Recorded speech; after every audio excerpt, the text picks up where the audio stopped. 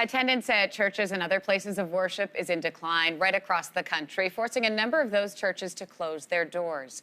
In Montreal, for example, Trinity Memorial closed down in February. It had the capacity to hold 1,000 parishioners, but just before it closed, it was seeing just 50 people turn up for Sunday services. Statistics show church attendance overall is dropping by about 1% year after year. Joining me now with a look at why is David Haskell. He's a sociologist of religion at Wilfrid Laurier University. Thanks for joining me this morning. Yeah, it's my pleasure.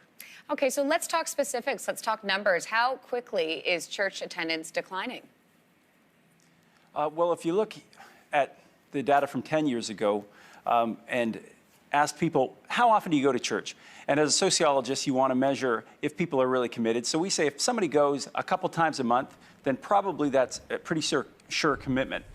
And we had 23% 10 years ago, and now you see about 15% that are going on a regular basis. And so how are the churches dealing with these, the lack of people coming through their doors? For a lot of them, they're closing, of course. And it's particularly problematic for Catholic churches and mainline Protestant churches.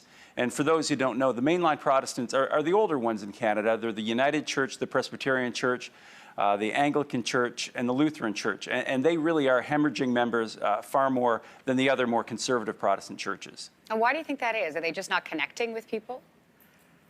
Well, actually, some colleagues and I, for the last 5 years, we've been studying this, and our research has just been published at the end of 2016.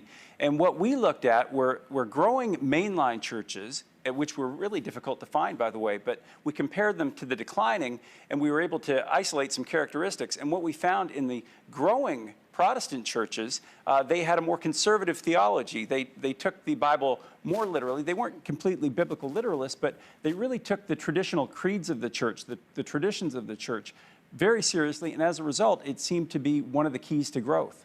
So interesting to, when you think about the younger generations, I mean, when we look at the millennials and younger, for example, what are the churches doing to attract that group of people, and is it working?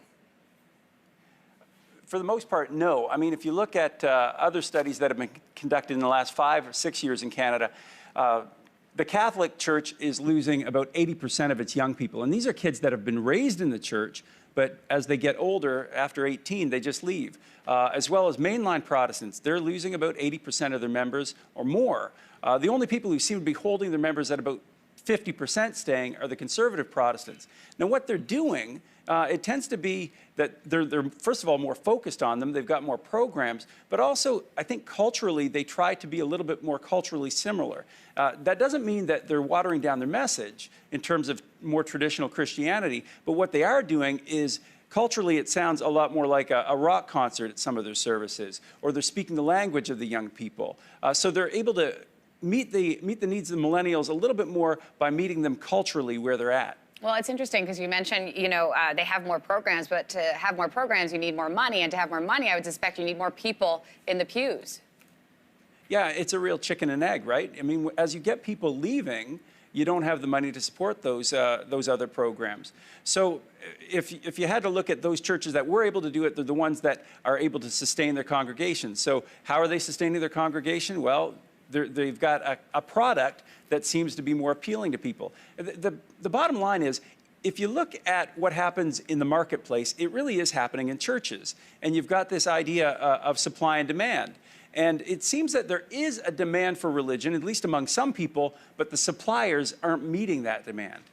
So why should anyone who's watching right now who is not religious care about this issue? One of the things that a lot of people overlook is that people who are committed to a religious cause, particularly we have a lot of data on Christian churches here in Canada, they punch above their weight in terms of volunteering and charity. For instance, if you look at the data for people who are regular churchgoers and their charitable givings, they give 3 times the amount of your average Canadian. In terms of volunteering, they give double the hours. So as people become less religious, especially the churchgoers, what you're going to see is less charitable giving and less volunteering. And we've seen that in other Western countries where there's already increased secularism, there's a decrease in altruism.